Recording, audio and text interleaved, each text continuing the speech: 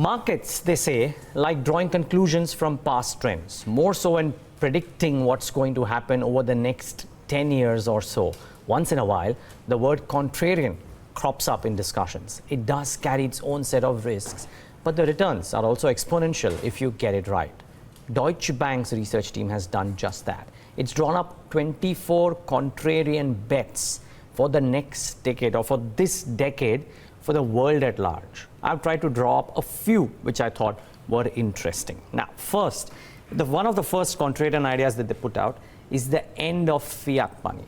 And there's this, they're mentioning that what may happen is that cash may not go out of circulation, but fiat money may come under a bit of issues, and you might see the rise of alternative currency means, be it cryptocurrency, and they're not necessarily mentioning Bitcoin, but cryptocurrency or gold, which might actually come back in favor in from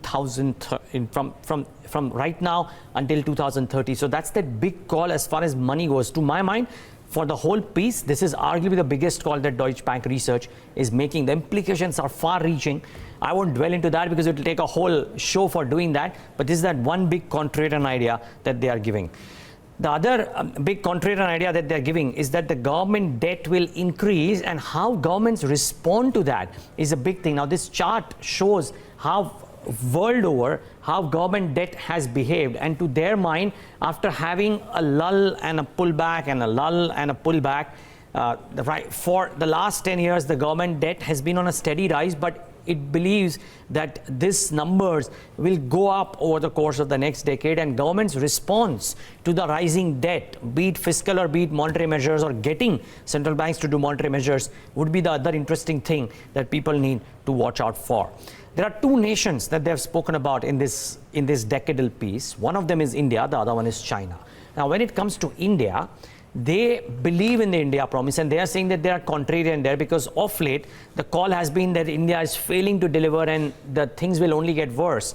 They believe that the fear of the slowing growth numbers are overblown, and according to them, the Indian economy is likely to grow to about the 7 trillion mark by 2030, and they call this the contrarian idea, which means that they believe in the India promise, unlike a few others who are saying, now let's wait for the print to come in. And the other contrarian idea is about China, wherein they believe that while a lot of people are calling a doomsday scenario when it comes to China's consumption, they believe that the Chinese consumption story will actually continue. And the reason for that is what they call the silver age, wherein the number of people who are moving into the retired age bracket in China is going to shoot up.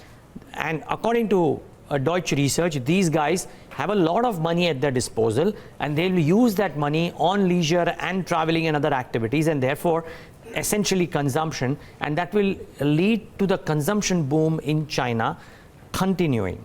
The other bit from a company's perspective, I think they are saying, is that the two things. One, end of a high profit margin period for companies by and large, and three reasons that they believe will happen. One, that they believe that wage growth will come back. Companies will have to reward their employees a lot more, especially the blue collar workers, a lot more than they've done in the past.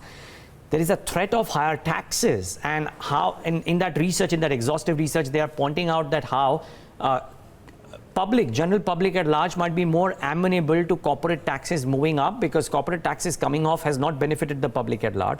And then there is more competition, therefore companies will have to respond accordingly, and therefore the period of high profit margins for companies worldwide might come off. This is a contrarian idea according to them, because a lot of people believe that companies will become more efficient. Then they are saying that urbanization is not necessarily inevitable, which means that they are saying that not necessary that people will keep on moving to urban cities. The reverse might happen. One key reason, digitization and the rise of the 5G economy, which will enable people who are living even in remote rural areas to be connected with their businesses, and therefore they need not necessarily move to the top cities. And how over the last few years, the rise in housing prices has much outstripped the rise in wage growth, and therefore people may not be able to afford housing in the urban cities. Then a few others, where I won't go into description, but sounded very interesting to me as I wrap up this piece. One, on autos, they believe that yes, there will be a rise in electric cars, but not in autonomous cars. The world is thinking that we'll move to autonomous cars. Deutsche Bank research doesn't believe so. Deutsche Bank research believes that a lot of consumption will be on the basis of on-demand life. As much as we would like to believe that it will not be the case, Deutsche believes firmly that the on-demand life will be the key around which everybody's lives will revolve, youngsters as well as elderly people. And we might move to the 6-hour work days as well as the 6-day week as well. So that is something that they are giving out. And last but not the least, two things that is very interesting. They believe that there is the end of plastic money coming in, but not the end of cash.